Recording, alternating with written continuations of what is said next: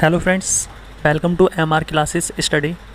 तो मेरा नाम है रोहित गुप्ता और मैथ्स में हमारा टॉपिक चल रहा था नंबर ऑफ़ फैक्टर्स, गुणनखंडों की संख्या, जिसमें मैंने 3 टाइप के क्वेश्चंस पर डिस्कस किया था। और आज की वीडियो में भी हम 3 टाइप के क्वेश्चंस पर डिस्कस करेंगे। तो चलिए बात करते हैं इस चैप्टर से जो 4th टाइप के क्वेश्चंस आएंगे वो किस प्रकार आएंगे। तो 4th टाइप का क्वेश्चन इस चैप्टर से जो पूछा जाएगा वो ये होगा, sum of total number of factors, कुल गुणनखंडों का योगफल ज्ञात कीजिए।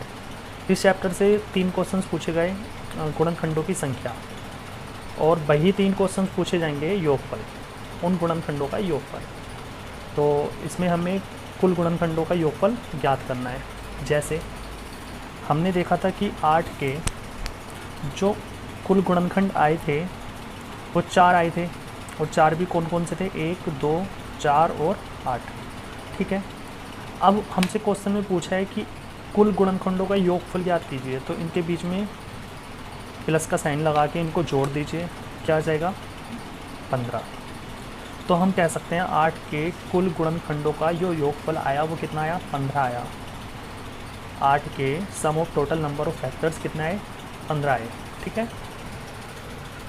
लेकिन इसका शॉर्ट वे क्या है, करने का तरीका क्या है वो देख लेंगे हम एक बार। तो वो ये है कि 8 को हम क्या लिख सकते हैं, 2 की पावर 3। ठीक है, जब भी हमसे इस चैप्टर में योगफल पूछे, गुणनखंडों का योगफल पूछे, तो हमें क्या करना है, यहाँ पर लिखा है 2 की पावर 3, मैक्सिमम पावर यहाँ पर क्या लिखी है 3। तो हमें 2 की पावर 3 से स्टार्ट करके और नीचे जाना है 2 की पावर 2, 2 की पावर 1 और 2 की पावर 0। या इसको हम उल्टा बोल सकते हैं कि 2 की पावर 0 से स्टार्ट करके और कहाँ तक जाना है, जहाँ तक हमें पावर दी है। ठीक है, करने के बाद आगे क्या करना है, 2 की पावर 1 की वैल्यू 1 होती है, 2 की पावर 1 की वैल्यू 2 होती है, 2 की पावर 0 की वैल्यू 1 होती है, 2 की पावर 2 की वैल्यू 4 और 2 की पावर 3 की वैल्यू 8। इनको ऐड करेंगे तो आ जाएगा 15। तो 8 के कुल गुणनखंडों का योगफल कितना आया, 15 आया। करने का तरीका क्या है, इस प्रकार से है। जैसे मान लीजिए क्वेश्चन नंबर 5 आपसे पूछे, क्वेश्चन नंबर 2, ये तो पहला था, आपसे पूछे कि बताइए 24 के कुल गुणनखंडों का योगफल क्या होगा। तो आप कहोगे 24 के गुणनखंड हमने कल की वीडियो में देखे थे, 8 आए थे, जो इस प्रकार से हैं। इनका योगफल पूछा है तो इनको जोड़ के हम सबका आंसर जोड़ के बता देंगे, इनका आंसर आ जाएगा 60। तो हम कह सकते हैं 24 के कुल गुणनखंडों का योगफल कितना आएगा, 60 आएगा। लेकिन शॉर्ट वे क्या है, करने का तरीका क्या है इसका। तो करने का तरीका ये है कि 24 को हम क्या लिख सकते हैं, 2 की पावर 3 गुणा 3 की पावर 1 लिख सकते हैं, बिल्कुल। उसके बाद यहाँ पर लिखा है 2 की पावर 3, तो हमें 2 की पावर 0 से स्टार्ट करके जोड़ते चले जाना है, कहाँ तक, 2 की पावर 3 तक, जहाँ तक हमें दिया है। बीच में मल्टीपल का साइन है तो मल्टीपल लगा दिया। यहाँ पर 3 की पावर 0 से स्टार्ट करके कहाँ तक जाना है, 3 की पावर 1 तक जाना है। ठीक है, उसके बाद यहाँ पर क्या आ जाएगा, 1 + 2 + 4 + 8, और यहाँ पर क्या आ जाएगा 1 + 3। इसको ऐड करेंगे आ जाएगा 15, इसको ऐड करेंगे आ जाएगा 4 बराबर 60। यहाँ पर भी क्या आया था, 60। तो 24 के कुल गुणनखंडों की संख्या कितनी आ जाएगी, 60 आ जाएगी। तो इस प्रकार से आप इस चैप्टर का जो 4th टाइप के क्वेश्चंस आते हैं वो भी कर सकते हैं। कुल गुणनखंडों का योगफल पूछेगा तो आप आसानी से कर सकते हैं। तो क्वेश्चन नंबर 5 करके मैंने यहाँ पर दिया है, 144 के कुल गुणनखंडों का योगफल बताना है आपको कमेंट बॉक्स में। ठीक है, आंसर बताना है, योगफल क्या आएगा। ठीक है, अब इस चैप्टर से क्वेश्चन नंबर 5 किस टाइप का आता है, क्वेश्चन नंबर कह लीजिए या टाइप 5 कह लीजिए।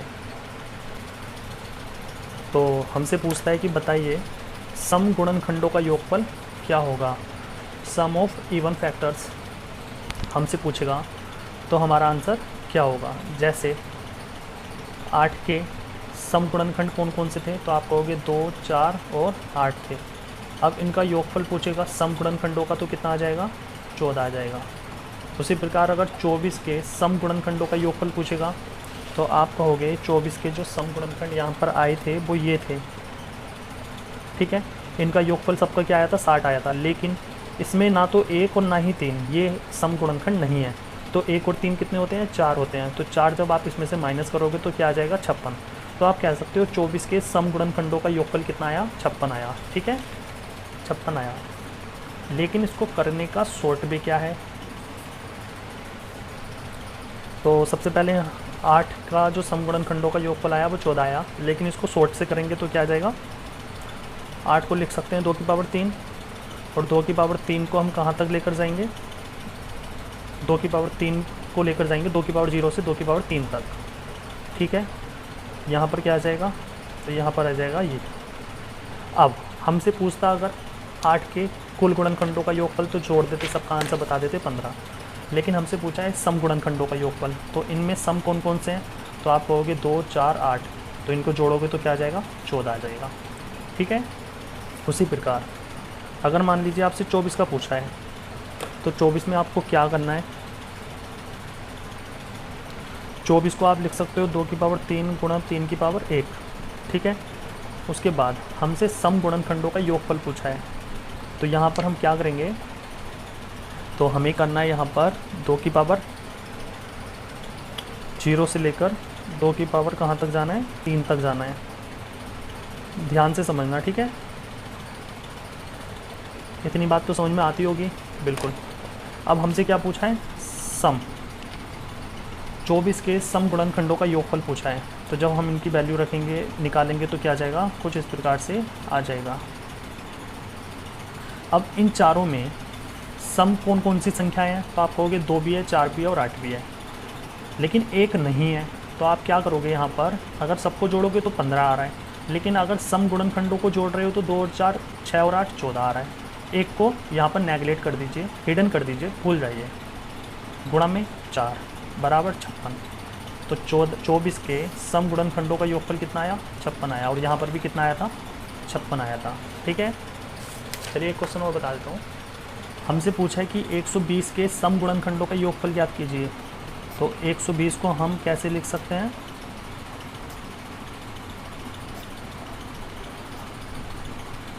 एक 120 को हम लिख सकते हैं 2 की पावर 3 गुणा 3 की पावर 1 गुणा 5 की पावर 1। ठीक है, अब हमसे क्या पूछा है? सम गुणनखंडों का योगफल पूछा है।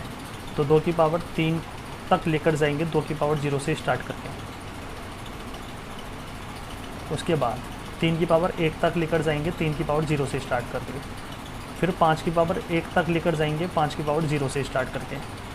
अब हमें बस स्टार्टिंग में देखना है, सम गुणनखंडों की संख्या पूछी है।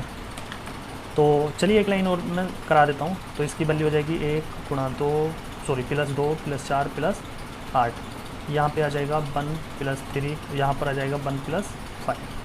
अब यहाँ पर सम गुणनखंडों की बात कर रहा है, तो यहाँ पर जुड़ के तो आ रहा है टोटल 15, लेकिन सम गुणनखंडों की बात कर रहा है तो एक इसमें ऐड नहीं होगा। तो आप जब इन तीनों को ऐड करोगे तो क्या आ जाएगा? 14, 4 और 6 बराबर में क्या आएगा? तो मल्टीप्लाई करा के आएगा 336। तो आप कह सकते हो 120 के सम गुणनखंडों का योगफल कितना आएगा? 336 आएगा। ठीक है, अगर इसी क्वेश्चन में 120 में हमसे कुल गुणनखंडों का योगफल पूछता तो क्या आता? तो कुल में तो हमें 1 को भी ऐड करना पड़ता। तो यहाँ पर 14 की जगह क्या आ जाता? तो यहाँ पर आ जाता 15, ये वाला ऐड करके, गुणा 4 गुणा 6, 15 चौका 60 गुणा 6 बराबर 360।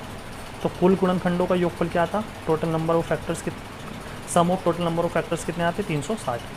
उसके बाद सम गुणनखंडों की संख्याओं का योगफल कितना आता? 336।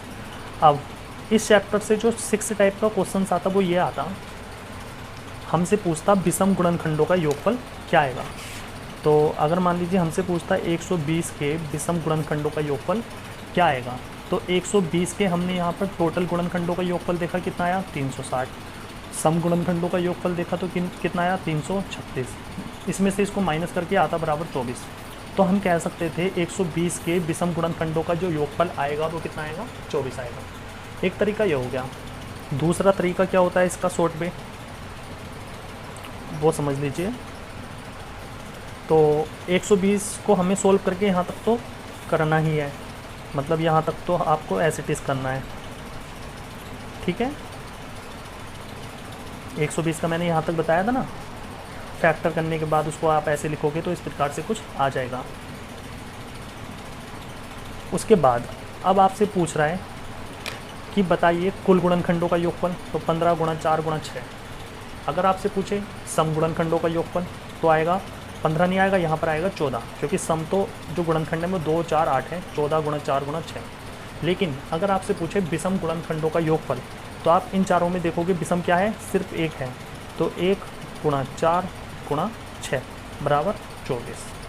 तो 120 के विषम गुणनखंडों का योगफल कितना आएगा, 24 आएगा। चाहे ऐसे निकाल लो चाहे ऐसे निकाल लो, लेकिन ये इजी तरीका होता है। इसके लिए हमें टोटल निकालना पड़ेगा, फिर सम निकालना पड़ेगा, फिर माइनस करके विषम निकालना पड़ेगा। तो हम ऐसे ही निकाल सकते हैं। चलिए एक क्वेश्चन और बता देता हूँ। जैसे क्वेश्चन में पूछा है कि 144 के विषम गुणनखंडों की संख्या ज्ञात कीजिए। विषम गुणनखंडों की संख्या, विषम गुणनखंडों की संख्या नहीं, विषम गुणनखंडों का योगफल क्या होगा, तो योगफल बताना है। तो 144 को जब आप फैक्टराइज करोगे तो कुछ इस प्रकार से होगा, ठीक है। तो आप 144 को क्या लिख सकते हो, 2 की पावर 4 गुणा 3 की पावर 2 लिख सकते हो, ठीक है। चलिए मैं इस चैप्टर के जो 6 के 6 टाइप के मैंने क्वेश्चंस कराए हैं सबको रिपीट कर लेते हैं। इसी क्वेश्चन में 144 के कुल गुणनखंडों की संख्या क्या आएगी, तो आप कहोगे 4 में एक ऐड कीजिए 5, 2 में एक ऐड कीजिए 3, 5 दिया 15, कुल गुणनखंडों की संख्या आएगी 15। उसके बाद आपसे पूछेगा कि बताइए 144 में सम गुणनखंडों की संख्या कितनी आएगी, तो सम यहाँ पर 2 है तो इसकी पावर ऐसे 30 और आगे पावर में 1 जोड़ देंगे तो 3 बराबर 12। तो सम गुणनखंडों की संख्या यहाँ पर कितनी आ जाएगी, 12। उसके बाद आपसे पूछेगा विषम गुणनखंडों की संख्या, तो 15 में से 12 घटा दो 3, या इसकी जगह रख दीजिए 1 और आगे पावर में 1 जोड़ दीजिए, 2 + 1 बराबर 3 आ जाएगा। चौथा क्वेश्चन आपसे पूछा कि बताइए 144 में कुल गुणनखंडों का योगफल क्या आएगा, तो कुल गुणनखंडों का योगफल 2 की पावर 4 तक जाना है हमें, कहाँ से, 2 की पावर 0 से लेकर, ठीक है। उसके बाद 3 की पावर 2 तक जाना है, कहाँ से, 3 की पावर 0 से लेकर, ठीक है। तो यहाँ पर कुल गुणनखंडों का योगफल आ जाएगा 1 + 2 + 4 + 8 + 16, दूसरी ब्रैकेट में आ जाएगा 1 + 3 + 9। तो यहाँ पर तो आ जाएगा 13 और यहाँ पर आ जाएगा 24 और 4 28 और 2 30 और 1 31 बराबर 13 कम 13 हासिल 1 13 3 39 और 1 40। तो कुल गुणनखंडों का योगफल कितना आया, 403। फिर पाँचवा क्वेश्चन आपसे ये पूछेगा कि 144 में सम गुणनखंडों का योगफल क्या आएगा, तो सम यहाँ पर क्या है, तो 2 4 8 16 है, तो यहाँ पर टोटल आया था 31, लेकिन अब कर दो 30, क्योंकि एक जो है वो सम नहीं है। तो 30 गुणा 13 कितना आ जाएगा, 390। उसके बाद आपसे पूछेगा छठा क्वेश्चन जो हम कराएंगे, विषम गुणनखंडों का योगफल क्या आएगा, तो या तो 403 में से 390 घटा दो, आ जाएगा 13, या आप इसको ऐसे भी कर सकते हो। यहाँ पर हम देख रहे हैं विषम गुणनखंड क्या है, सिर्फ एक है, तो यहाँ पर इस ब्रैकेट की वैल्यू क्या आ जाएगी 1 और आगे इनको जोड़ोगे तो आ जाएगा 13, तो 1 की गुणा 13 से करोगे तो क्या आ जाएगा 13, ठीक है। तो इस चैप्टर से 6 क्वेश्चंस आते हैं, वो 6 के 6 मैंने आपको डिटेल में बता दिया है। किसी भी संख्या के 6 चीज़ें वो पूछेगा तो आप आसानी से बता सकते हो। इस चैप्टर से 7th टाइप का जो क्वेश्चंस आता है वो भी 2 मिनट लगेंगे, उसको बता देता हूँ मैं। जैसे हमसे पूछेगा कि बताइए 8 में अभाज्य संख्याएं कितनी बार आएँ, अभाज्य संख्याएं कितनी बार आएँ। तो हम 8 को लिख सकते हैं 2 गुणा 2 गुणा 2, तो 2 क्या है, एक अभाज्य संख्या है, तो हम कह सकते हैं 8 में अभाज्य संख्याएं 2 जो आई वो 3 बार आई, ठीक है। उसी प्रकार अगर मान लीजिए हमसे 24 में पूछे तो यहाँ पर 3 आई, इसको हम ऐसे भी लिख सकते थे, 8 को हम क्या लिख सकते हैं 2 की पावर 3 और पावर कितनी है 3, तो जितनी पावर होती है उतने ही अभाज्य गुणनखंड हमारे होते हैं। अब हमसे पूछ रहा है कि बताइए 24 में अभाज्य गुणनखंडों की संख्या क्या होगी, तो 24 को हम लिख सकते हैं 2 की पावर 3 गुणा 3 की पावर 1 लिख सकते हैं, बिल्कुल लिख सकते हैं। उसके बाद हमें पता है 2 भी अभाज्य संख्या है और 3 भी अभाज्य संख्या है, तो 2 जो आया वो 3 बार तो यहाँ आया और 3 एक बार आया, तो अभाज्य गुणनखंड कितनी बार आए, 3 और 1 4, पावर को ऐड कर दीजिए बस 4, तो 24 में अभाज्य गुणनखंडों की संख्या कितनी आई, 4 आई। अब मान लीजिए आपसे पूछें 540 में अभाज्य गुणनखंडों की संख्या क्या होगी, अभाज्य गुणनखंडों की संख्या क्या होगी, तो इसको फैक्टराइज कर लीजिए, 1 35 8 9 3 4 5 3 1 5 3 5, ठीक है। उसके बाद 540 को आप कैसे लिख सकते हो, 2 की पावर 2, 3 की पावर 3 और 5 की पावर 1, ठीक है। अब हमसे क्या पूछा है, हमसे पूछा है अभाज्य गुणनखंडों की संख्या। तो 2 भी अभाज्य संख्या होती है, 3 भी और 5 भी। तो ये 2 2 बार आया, 3 3 बार आया और 5 1 बार आया। तो हम लिख सकते हैं 2 + 3 + 1, मतलब पावर को ऐड कर दीजिए बस। 2 + 3 + 1 = 6। तो अभाज्य गुणनखंडों की संख्या कितनी आई, 6 आ गए, ठीक है। अब मान लीजिए कभी कभी क्वेश्चन हमारे पास जो सबसे ज़्यादा आता है ना एग्ज़ाम में, वो इस टाइप से आता है, 2 की पावर 5 गुणा 7 की पावर 9 गुणा 21 की पावर 12 गुणा 15 की पावर 6 गुणा 10 की पावर 3, इस प्रकार से आ जाता है। और आपसे क्या पूछेगा कि बताइए अभाज्य गुणनखंडों की संख्या क्या होगी।